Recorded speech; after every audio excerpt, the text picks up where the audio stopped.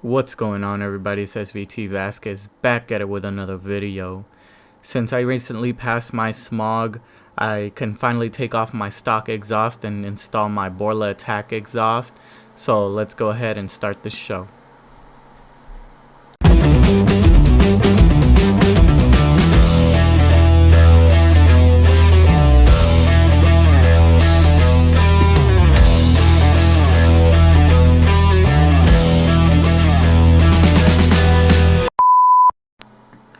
Alright guys, so before we get started with today's show, I just want to give a huge shout out to a subscriber that gave me my first super thanks.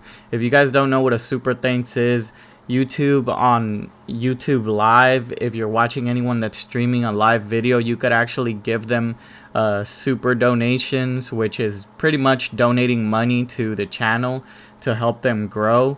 And YouTube has made it so that videos are now able to receive super thanks, so that you could donate to a video that you really found helpful, or if you really like the person's channel, you could donate money to them. So I got my first super thanks ever from a subscriber named Jesus Christ. So thank you so much for the support. I really appreciate it. And my second shout out is gonna go to an Instagram user that goes by the name SN95. And this guy, I kid you not, one day I woke up and I had about 100 likes from this guy, and it doesn't go unappreciated.